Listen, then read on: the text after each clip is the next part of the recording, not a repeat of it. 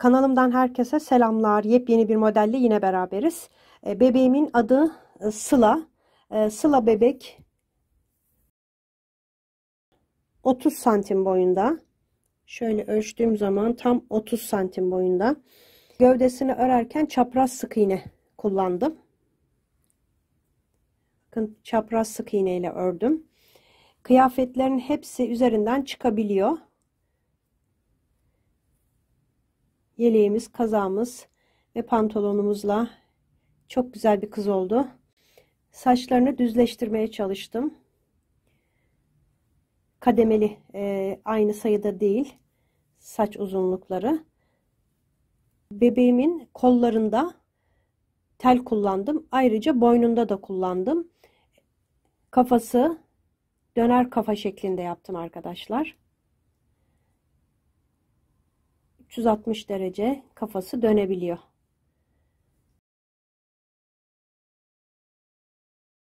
Malzemelerimin detaylarını videonun altına açıklama kısmına ekliyorum. Oradan toplu bir şekilde görebileceksiniz. Bu bölümde ayaklarını, bacaklarını ve kollarını öreceğiz. Başlamadan önce sizden kanalıma abone olmanızı istiyorum. Yorum ve beğeni yaparak da destek olursanız çok mutlu olurum. Şimdi hemen bebeğimin yapımına başlıyorum. Bebeğimin gövdesinde ten rengi olarak Alize Cotton Gold kullanıyorum. Numarası 401 numara. Ayrıca beyaz, o da 55 numara. Kar beyaz. İstediğiniz rengi kullanabilirsiniz tabii ki. Ben bu renkleri kullandım. Göz olarak da bu şekilde arkadaşlar. İki renk gözüm var. Hangisini kullanacağıma şu anda karar vermedim. Şu şekilde bal rengi var. Bir de mavi var. Gri gibi, mavi gibi arkadaşlar. Koyu mavi, böyle çok güzel bir renk. Gözleri bulunduğum şehirde hobi malzemeleri satan bir dükkandan temin ediyorum. 12 milim arkadaşlar. 12 milim. Tığ olarak 2 milim kullanıyorum gövdede. Kafasını, gövdesini, her yerini 2 milimle öreceğim. Ayrıca tabanı için böyle plastik parça kesiyorum arkadaşlar. Dondurma kutularından böyle tabana göre kesiyorum. Onu hazırlayalım. Her bölümde hangi malzemeleri, hangi ipleri kullandığımı söyleyeceğim.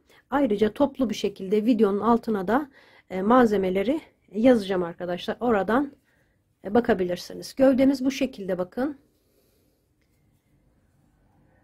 Çok zor olmayan, çok detaylı olmayan ama yine de tabii ki detayları var. Bacağını örerek ve kolunu örerek başlayacağız bu videoya. Önce kolunu örelim. Daha sonra bacağıyla devam edeceğiz. Kolunda arkadaşlar elyaf yerleştirmiyorum bitirince. Bakın, elyaf yok. Çünkü tel yerleştireceğim koluna. Şöyle elektrik malzemesi satan dükkanlardan temin edebilirsiniz. 1,5 milim kalınlığında. Elektrik teli diyorsunuz arkadaşlar. Ben bu teli kullanıyorum. Ayrıca böyle bir pensem var. Onunla keseceğim. Kolları gövde videosunda onu anlatacağım arkadaşlar. Ayrıca onu sarmak için de uçlarını sabitlemek için böyle kağıt bant ya da bez bant kullanabilirsiniz. Şimdi kolunu yaparak bu videoya başlayalım. Ayrıca boncuk elyaf kullanıyorum. Şimdi bir tane kol hazırladım ben. Aynısından bir tane daha yapacağız. 2 adet aynı şekilde kol örülecek. Sonra bacağa geçeceğiz. Şimdi kola başlıyorum. Sihirli halka yapıyorum. Şöyle çeviriyorum arkadaşlar.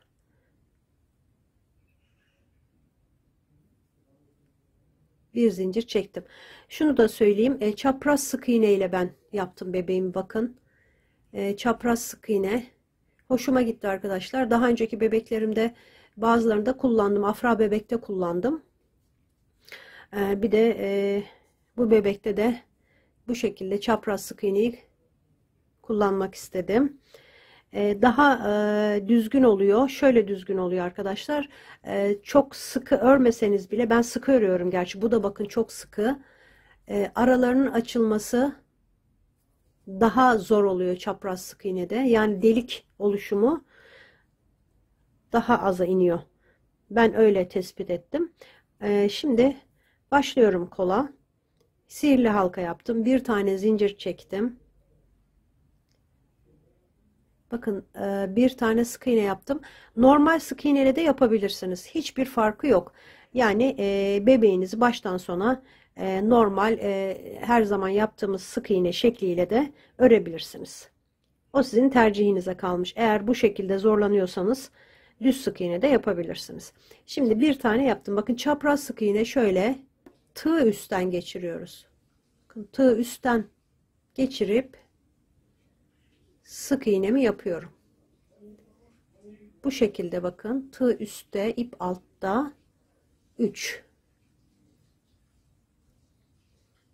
4 5 6 tane sık iğne yaparak sihirli halkamı sıkıştırıyorum. Şimdi buraya işaret ipi koyacağım.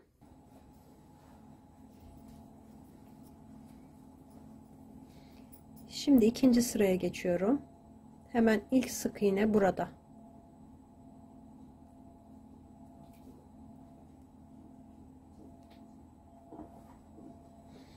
Onun içine çift yapıyorum. 2 tane.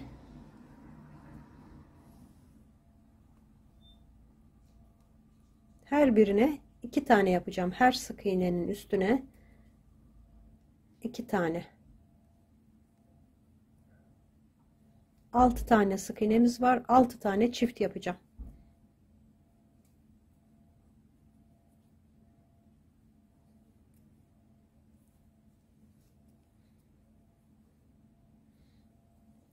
Son çiftim. Bakın işaretimin olduğu sık iğneye batmıyorum arkadaşlar. Ben işaretimi bu şekilde yürütüyorum. Son yanındaki sık iğneye çift yaptım. Bu sık iğneye, yani işaretin çıktığı sık iğne şimdiki 3. sıramızın ilk sık iğnesi olacak. İşaretimi buraya taktım. Şimdi sayım 12'ye çıktı. 12 sık iğneyi dümdüz öreceğim. 2 sıra. Birinci sırayı örüyorum.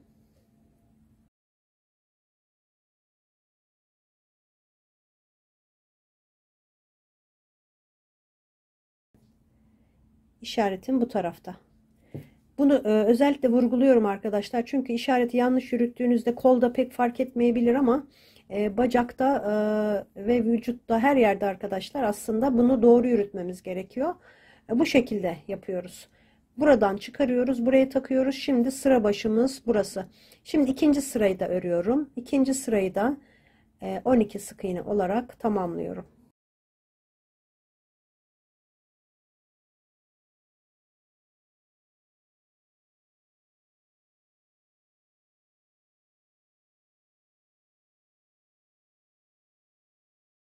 İki sıra 12 sık iğne yaptık. 3 ve 4. sıraları. Zaten buraya yazıyorum arkadaşlar. Sıraları İngilizce olarak. Oradan da takip edebilirsiniz. 5. sıradayım. Üzerine doluyorum. Burada popcorn yapacağım. Şöyle biraz açıyorum arkadaşlar. Çok böyle sıkı yapmıyorum. Şöyle hafif açıp ilk sık iğnenin içine batıyorum. 2 halkasını çekiyorum. Bir daha üzerine doladım. Aynı yere batıyorum. 2 halkasını çektim. Yine üzerine doladım. Aynı boşluğun içine bir tane daha yarım trabzan, yani hepsini toplamıyoruz. Bu şekilde 4 tane halka kaldı. Topluyorum şimdi. Bu parmak olacak. Popcorn diyorum buna. Şimdi şu şekilde öne doğru ittirerek parmağınızla sıradaki sık iğnenin içine batıp sık iğne yapıyorum. Bakın şunu daha sonra böyle çekebilirsiniz. 1 oldu. 11 tane sık iğne kaldı.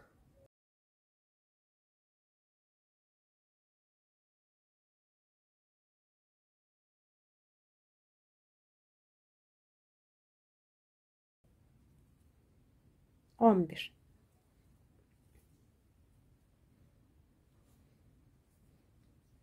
İşaretimi çıkarıyorum. Şimdi sıranın başında eksiltme ile başlayacağım. Bakın bu popcorn'un halkası. Yanındaki sık iğnenin tek halkasını alıyorum. Bu şekilde çekip eksiltiyorum. Eksilttim. 4 tane sık iğne örüyorum. 1 2 3 4. Tekrar eksilteceğim. Ön halkalarını alarak. Belki yeni yapan arkadaşlar olabilir. Onun için ayrıntıyı gösteriyorum. 4 tane ördüm, eksilttim. Tekrar 1 2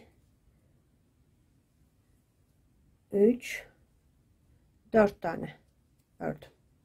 2 tane eksiltme yaptım. Eksilttim, 4 sık iğne yaptım. Eksilttim, 4 sık iğne yaptım. Sayım 10'a düştü. 12 idi. Şimdi bu sırada da eksilteceğim. Önce 3 tane sık iğne örüyorum. 1 2 3 3 tane ördüm.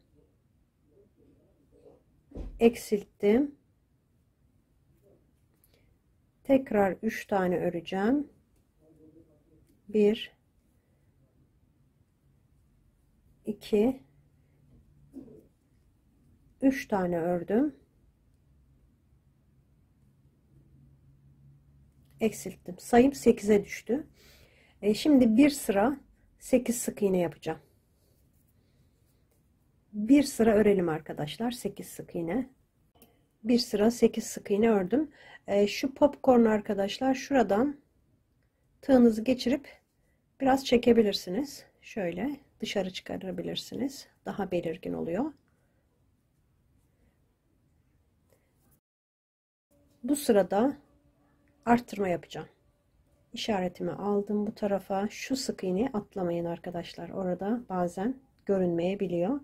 Oraya bir tane yaptım. Yanındakine bir tane daha, 2 sık iğne yaptım. Sıradakine çift yapıyorum. Yani 2 tane sık iğne yaptım. 2 tek, bir çift. Devam ediyorum. 1 2 tek, bir çift.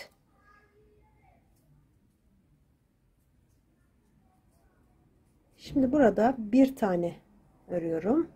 Son sık iğnenin içine çift yapıyorum. Bir tek, bir çift yapıyorum. 3 tane arttırma yaptım. 2 tek, bir çift, 2 tek, bir çift, sonra bir tek, bir çift. İşaretimi buraya koydum. Yeni sıramda 10. sıradayım. Hemen ilk sık iğneye batıyorum. 1 örüyorum buradan. 2 tek tek örüyorum. 3 4 5 6 7 tane ördüm. Sıradakine 2 tane yapıyorum. 7 tek ördüm, bir tane çift yaptım. Sıra sonuna kadar 3 tane sık iğnem kaldı. 1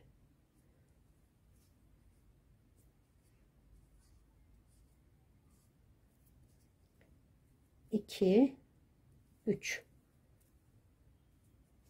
Sayım 12'ye çıktı arkadaşlar.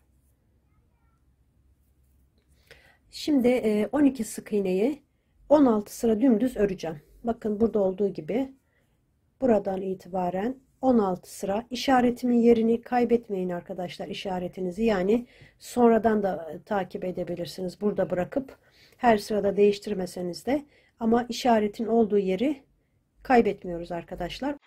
12 sık iğneyi 16 sıra öreceğim. Sonra bir zincir çekip ipi keseceğim. Örüp geleceğim ben de.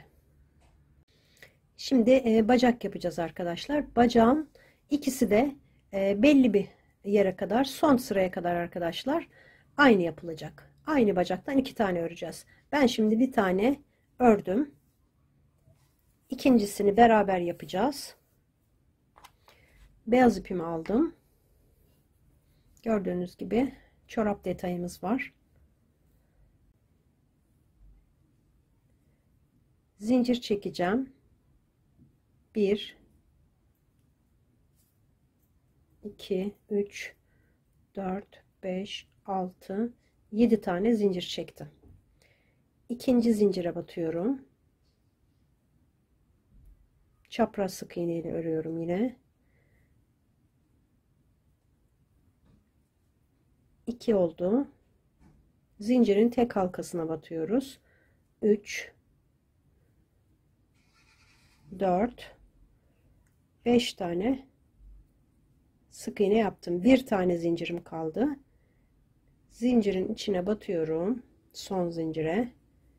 1 aynı yere şu ipi çeviriyorum arkadaşlar. Burada delik oluşmasın diye. 2 3 son boşluğa 3 tane yaptım. Bakın zincirin diğer tarafındayım. Döndüm. 1 2 3 4 tane sık iğne yaptım. Burada bakın bir tane daha boşluğum var. O boşluğun içine 2 tane yapıyorum. Çift yaptım yani. İşaretimi yine buraya takıyorum. Birinci sıra sonunda sayım 14 sık iğne oldu. Şimdi ikinci sırada ilk sık iğnemiz, bakın burada, oraya batıyorum. 1 aynı yere bir tane daha çift yaptım. İlk sık iğnenin içine çift yaptım. Devam ediyorum. 1 2 3 4 tane sık iğne yaptım. Şurada köşede 3 tane sık iğne yapmıştık.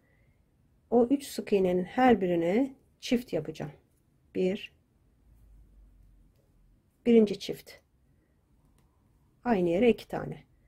Yanındakine de 2 tane yapıyorum. Buraya da 3 tane arka arkaya çift yapmış oldum. Devam ediyorum. 1 2 3 4 tane tek tek yaptım. 2 tane boşluğum kaldı. 2 sık iğne kaldı. Her birine çift yapacağım yine. Çift. Bu da ikinci çiftim. Sayım 20 sık iğne oldu. Üçüncü sıradayım. Bakın ilk sık iğnem burada. Bir tane ördüm. Yanındakine çift yapıyorum. Bir tek, bir çift. Tek tek örüyorum. 4 tane. 3 4. Şimdi bir tek örüyorum. Yanındakine çift yapıyorum. Bir tek, bir çift ördüm. Bunu 3 kere yapacağım. İkinciyi yapıyorum. Bir tek, bir çift, bir tek, bir çift. Şimdi devam ediyorum. 4 tane, 2 3 4. Burada yine bir tek, bir çift yapıyorum. Bir tek, bir çift. 2 kere yaptık. Bir tek, bir çifti burada 2 kere yaptık. Tamamladık sıramızı. Sayımız 26'ya çıktı.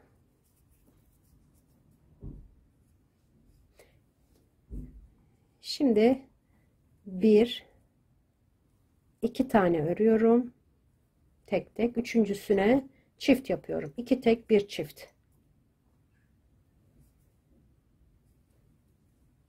1 2 3 4 tane ördüm tek tek. Şimdi 1 2 tane örüp çift yapıyorum. Bunu 3 kere tekrarlayacağım. 2 tek, 1 çift.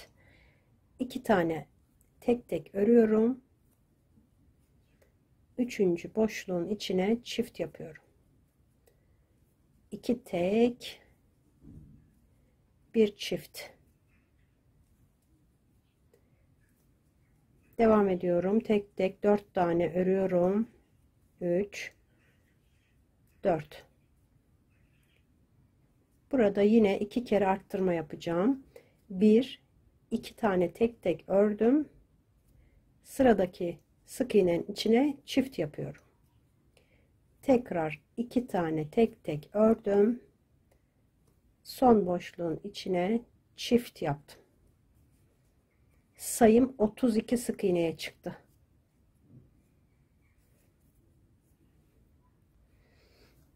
Şimdi arkadaşlar böyle plastik parça kestiğimi söylemiştim. Böyle tabana göre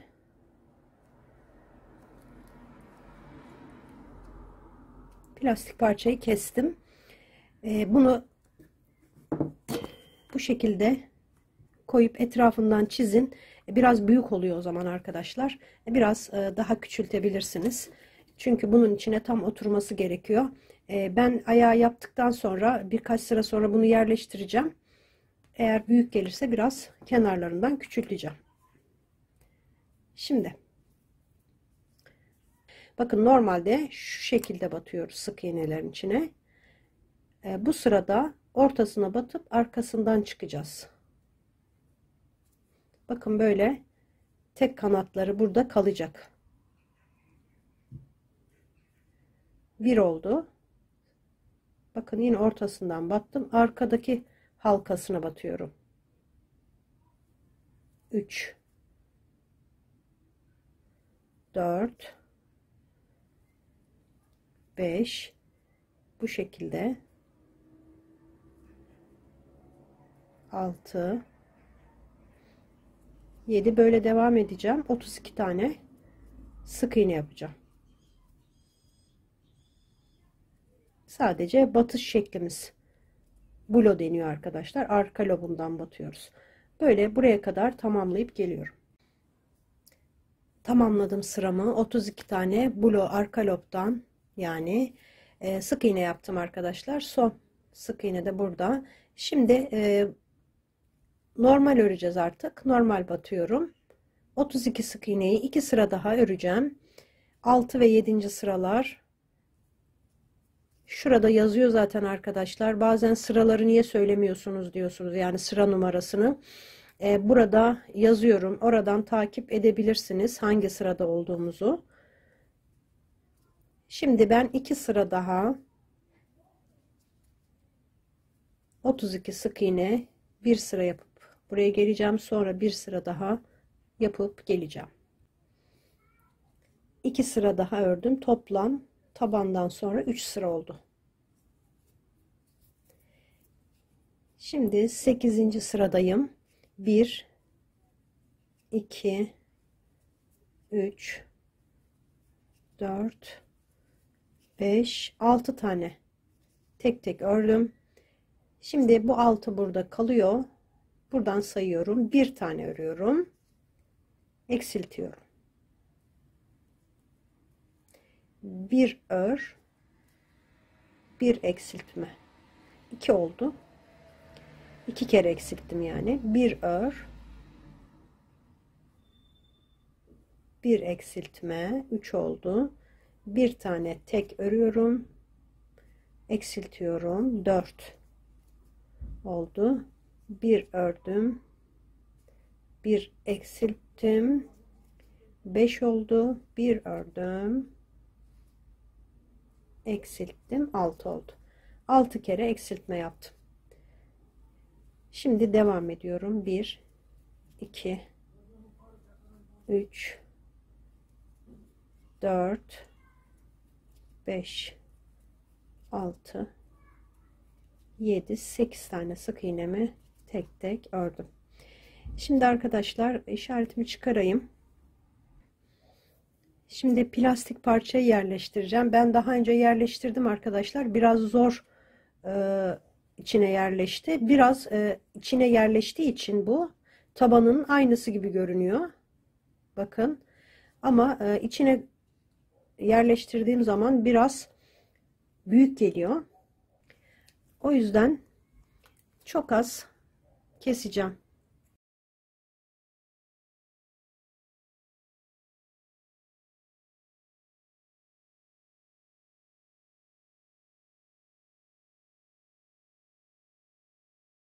Böyle çekiştirin. Tam tabana yerleşsin. Bakın. Tam oldu şu anda. Şu blo yaptığımız sıranın gerdirerek böyle o sıraya yerleşsin arkadaşlar. Şimdi bu sırada 6 tane yine tek tek örüyorum. 2 3 4 5 6. Şimdi eksiltme yapacağım. Arka arkaya 6 tane eksilteceğim. 1,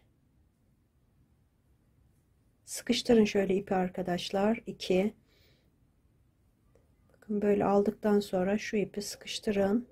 Burada delik oluşmasın. 3, 4,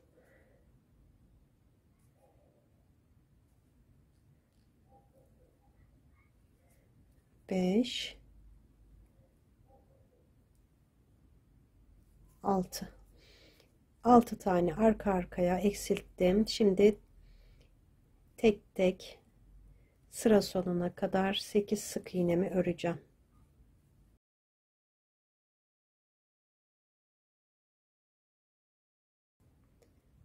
Sekiz.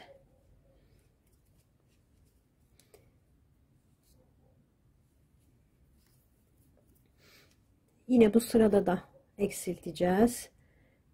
5 tane tek tek örüyorum. 3, 4, 5 tane ördüm. Şimdi peş peşe 4 tane eksiltme yapacağım. Bu sırada 1,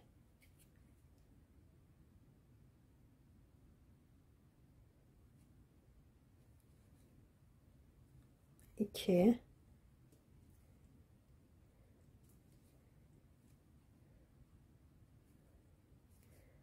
3,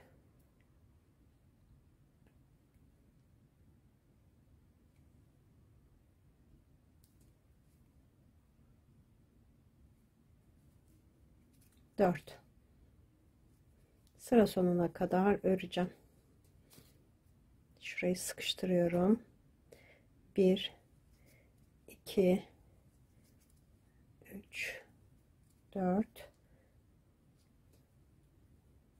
5, 6, 7. Sıramı tamamladım. Bakın arkadaşlar, bu plastiği yerleştirin şöyle. Zaten elyaf koyunca, şimdi birazdan elyaf yerleştireceğiz. Bu burada sabitlenecek, kaymayacak. Şimdi 11. sıradayım.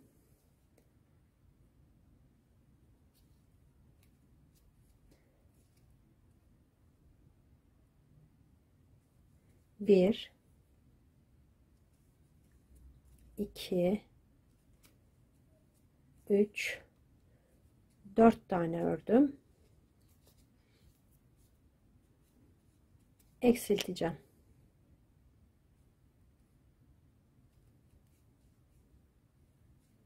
4 ör, 1 eksilt. Şimdi bir tane daha yapacağım. Burası biraz daraldığı için zorlanıyorum. Kameranın da açısını ayarlıyorum. 2,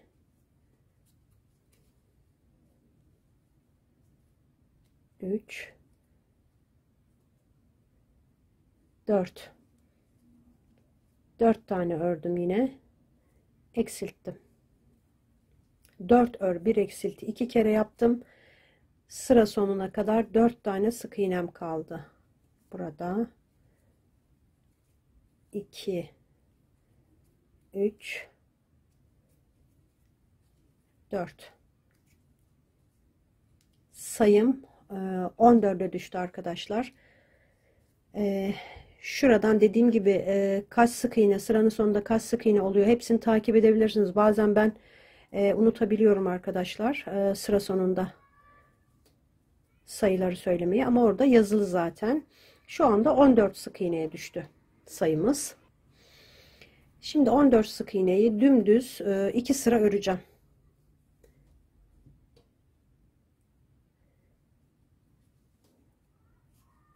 Herhangi bir işlem yapmıyorum. Eksiltme ve arttırma yok. Böyle bir sıra öreceğim buraya kadar. Böyle öreceğim. Sonra tekrar bir sıra daha, 2 sıra 14 sık iğne yapıp geleceğim. 2 sıra ördüm arkadaşlar. İşaretimi çıkarıyorum. Elyaf yerleştireceğim.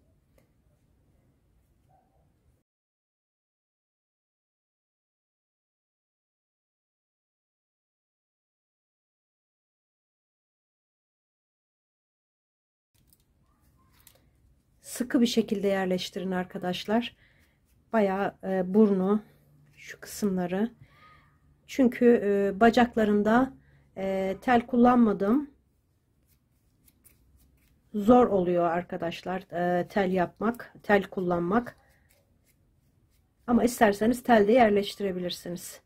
Yeliz bebeğimde, Safiş bebeğimde tel kullandım. Onlarda nasıl buraya bacağına yerleştirdiğimi o videolardan da bakabilirsiniz. Bakın bu şekilde tabana güzelce plastiği yerleştirin, oynamasın. Sonra sıkıca bastırın arkadaşlar.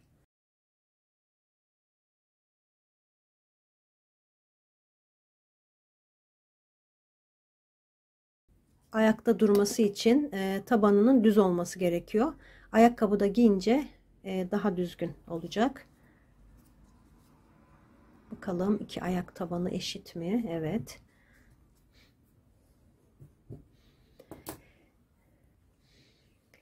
Şimdi 14. sıradayım. İlk sık iğnenin içine batıyorum.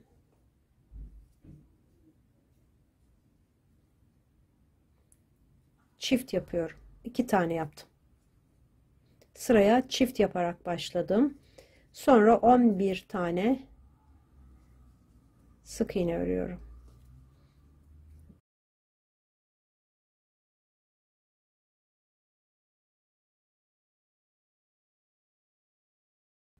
Bir tane ördüm.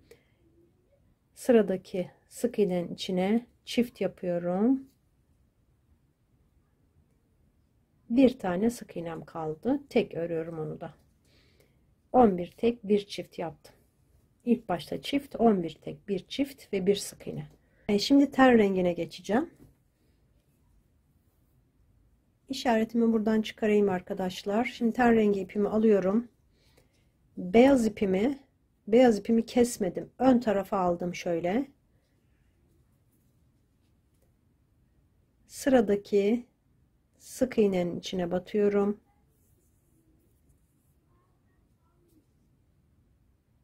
Krem rengi ipi çektim. İlmek kaydırma yaparak çektim. Bir tane zincir çekiyorum. Şu beyazı da sıkıştıralım. Aynı yere batıyorum. Bir tane sık iğne yaptım. Arka lobuna battık arkadaşlar. Blosuna batarak ilmek kaydırma yaptım. Bakın önde bir halkası kaldı. Şimdi yine arka loblarına batarak bir sıra öreceğim. 16 sık iğneye.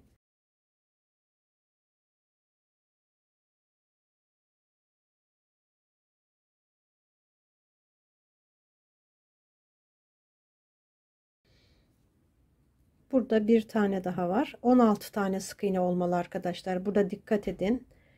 Sayıyı tam olduğuna Burada sayarak 16 sık iğne olduğuna emin olun arkadaşlar. Şimdi 16 sık iğne yaptım. Bakın burada ilk sık iğne burada yapmıştım. Onun içine batıp devam ediyorum. Yalnız buraya işaret koyacağım.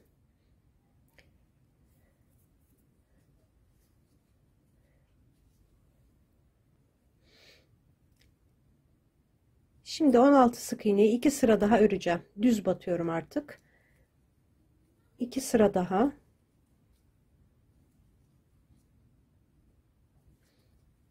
...16 sık iğne yapacağım. Bunu tamamlayacağım. Sonra bir sıra daha. 2 sıra toplam ten rengiyle 3 sıra olmuş olacak. Şimdi burada bunu bırakıyorum. İşaretimi de çıkarayım. Beyaz ipi kullanacağım. Şu detayı yapacağım.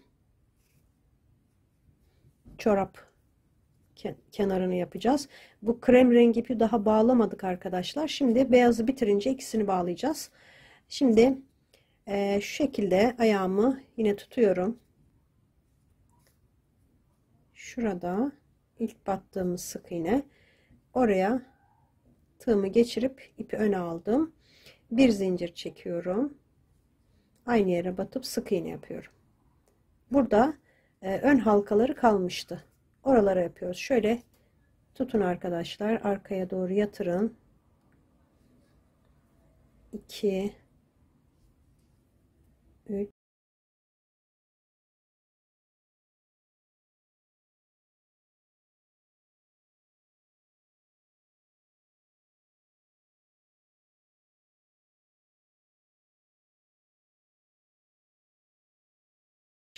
bir tane de burada var. 16 sık iğne yaptım. Burada ilk yaptığım sık iğneye bağlantı yapacağım.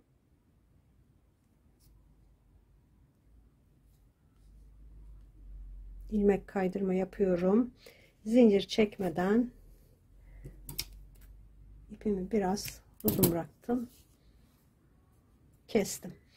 Şimdi arkadaşlar şöyle, şimdi bu ipi, bakın bu ipi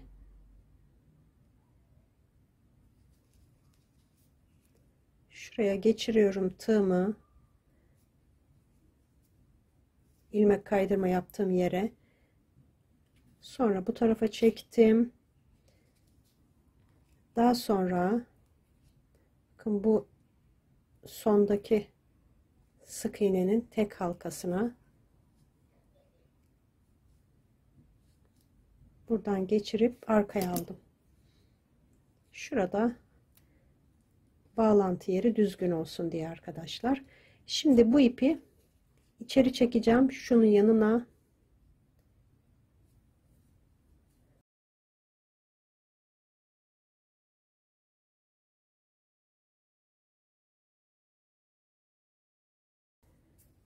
beş altı sırada bir elyaf dolduralım ki sıkı olsun bacaklarımız. Şimdi burada arttırma yapacağım.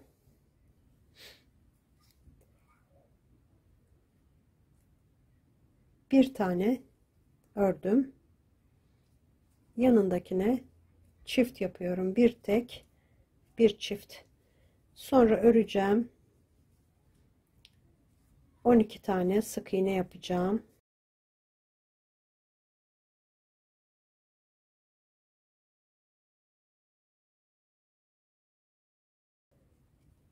On iki sık iğne yaptım.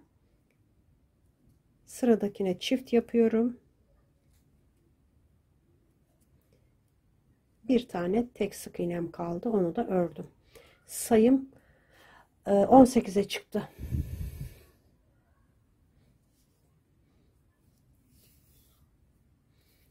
Şimdi bu sırada da arttırma yapacağım.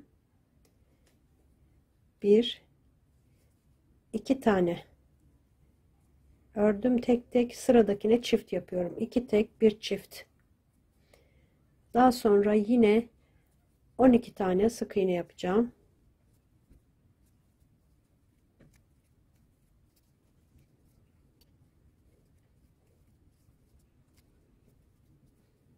12. Sıradaki sık iğneye çift yapıyorum. Kalan 2 tane sık iğnemi de ördüm. Sıramı tamamladım. Sayım 16 idi arkadaşlar burada ilk arttırmadan önce. Önce 18 oldu. Şimdi de 20 sık iğneye çıktı sayım. 20 sık iğneyi arkadaşlar 7 sıra öreceğim. 20. sıradan başlayacağım. 20, 21, 22, 23, 24, 25, 26. sırada dahil 7 sıra dümdüz öreceğim. Elyafımızı da yerleştirelim arkadaşlar. Unutmayalım sıkıca. Bakın ben bu makasla bastırıyorum, böyle iyice oraya oturuyor. Yoksa geri çıkıyor bu elyaf. Boncuk elyaf. Böyle. Bakın diğer bacakla aynı olmasına dikkat edin. Ben biraz daha dolduracağım. Bakın ince gibi duruyor.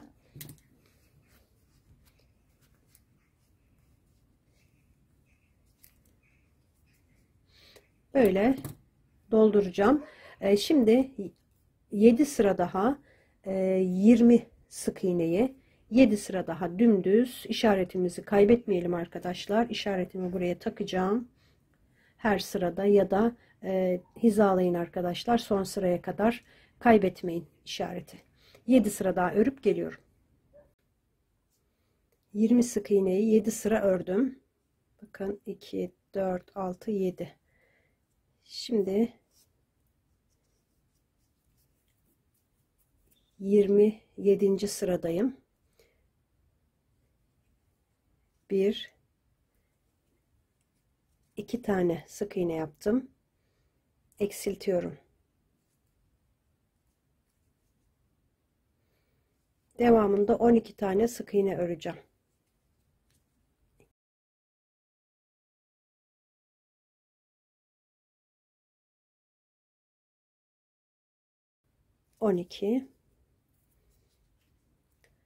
Eksiltme yapıyorum. Kalan 2 sık iğnemi de ördüm. Sayım 18'e düştü. Şimdi bu sırada bir tane sık iğne örüyorum. Eksiltme yapıyorum. Devam ediyorum. Yine 12 tane sık iğne öreceğim.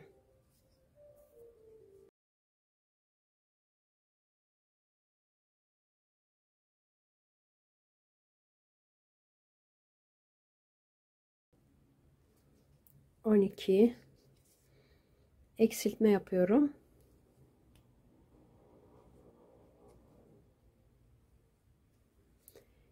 Bir sık iğnem kaldı. Onu da ördüm. Sayım 16'ya düştü.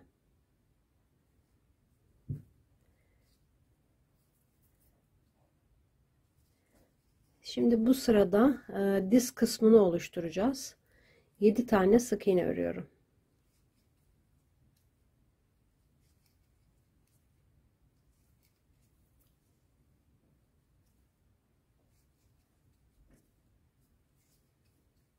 Altı, 7. Şimdi tam öne gelecek bu 4 tane çift yapacağım. Şu 4 sık iğnenin içine tam öne gelmesi lazım.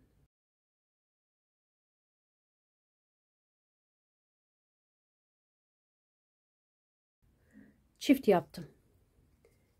Yanındakine yine çift, 4 tane arka arkaya çift yapıyorum. Üçüncü çiftim. Bu da 4. Kalan 5 sık iğnemi örüyorum.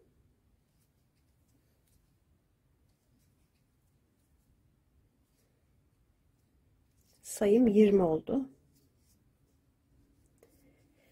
Şimdi 30. sırada bir sıra 20 sık iğne yapacağım. Dümdüz bir sıra örelim. Bir sıra 20 sık iğne yaptım.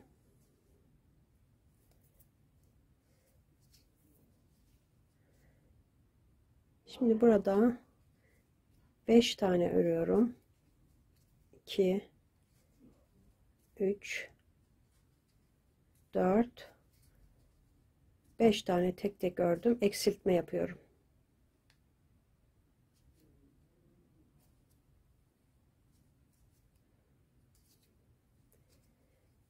Şimdi 8 tane sık iğne yapacağım. 3 4 5 6 7 8. Yine bir tane eksiltme yapıyorum. Kalan 3 sık iğnemi örüyorum. Sıramı tamamladım.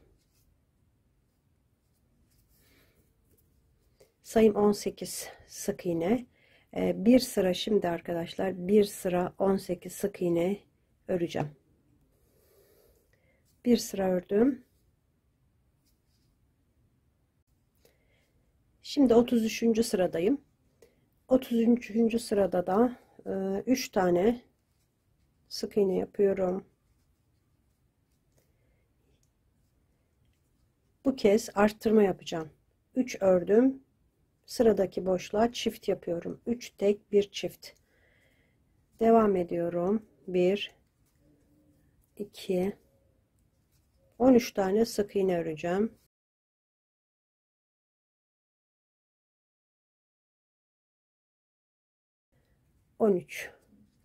On üç tane ördüm. Son boşluğun içine çift yapıyorum.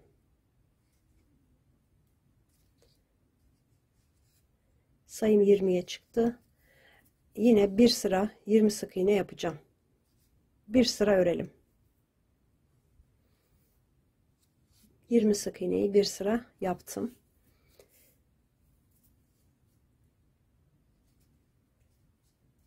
Şimdi 35.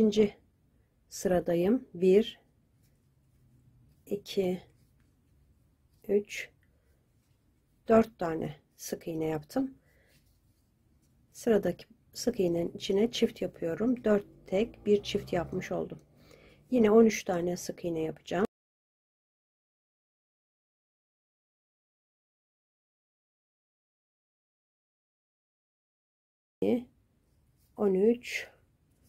13 tane ördüm.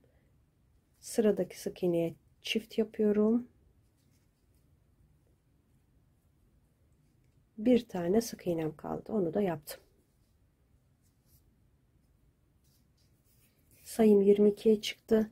Yine bir sıra 22 sık iğne yapacağım. Geleceğim. Bir sıra 22 sık iğne yaptım. Şimdi 37. sıradayım. Örüyorum. 1 2 3 4 5 tane ördüm.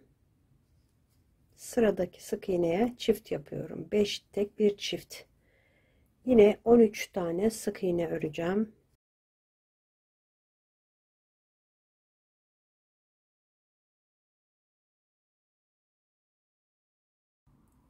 Tane sık iğnemi yaptım. Çift yapıyorum. 13 tek, 1 çift. Kalan 2 sık iğnemi de ördüm. Sayım 24'e çıktı. Şimdi 24 sık iğneyi 4 sıra öreceğim arkadaşlar. Hiçbir işlem yapmadan. Bakın elyaf uzun süredir doldurmadım. Diz kısımlarına, her yerine sıkı bir şekilde elyaf dolduralım.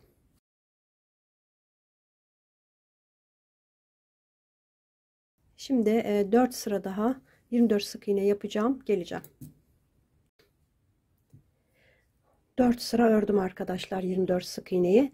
Şimdi 2 bacak buraya kadar aynı olacak arkadaşlar. 41. sırada dahil 2 bacağı buraya kadar aynı şekilde öreceğiz. Şimdi 42. sırada sol bacağı öreceğim. Sol bacağı belirleyeceğim. Şimdi 2 bacak da bu kısma kadar aynı şekilde örülecek. Şimdi bu yaptığım sol bacak olacak. 42. sıradan tamamlamayacağız arkadaşlar. 20 tane sık iğne yapacağım. 4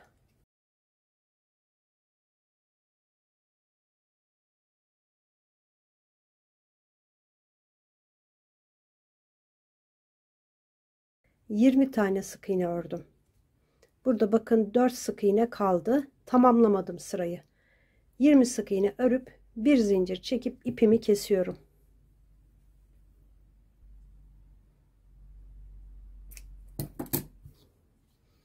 Şimdi bu sol bacağımız olacak. Şimdi böyle bir tane öreceksiniz. Kenara koyacaksınız. Bir tane daha aynısından 42. sıraya kadar, bu son yarım yaptığım sıraya kadar bir tane daha öreceksiniz. Bakın ben ördüm. Ördüm arkadaşlar. Şimdi şurada 41. sırayı yaptım. 42. sıradayım. 42. sırada sol bacakta 20 sık iğne ördük. Sırayı tamamlamadan bıraktık. Sağ bacakta bir sıra öreceğim 24 sık iğneyi.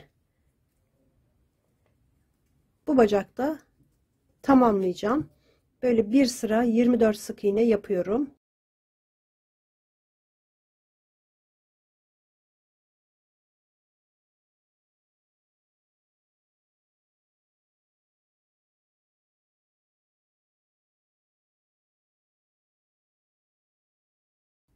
...24. 42. sırayı tamamladım.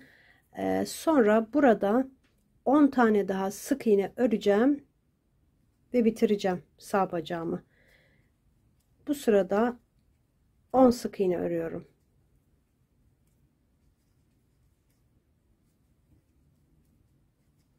Yedi, 8, 9, 10. Şimdi bu sağ bacak oldu. Bu da sol bacak. Şöyle bebeğimizin kendi sağ bacağı ve sol bacağı. Şimdi 10 sık iğne ördük. 43. sıradan 42. sırayı tamamladık. 10 sık iğne ördük. Bunda 42. sırayı tamamlamadık. 20 sık iğne ördük sol bacakta. Şimdi bu sağ bacak dediğim gibi. Burada ben ipimi kesiyorum bunu da. Çünkü beyazla devam edeceğim. Beyazla devam edeceğim için ipimi kestim. Şimdi bundan sonra yani şu sağ bacaktan bağlantı yapacağız sol bacağa. Gövde videosunda devam edeceğiz ona.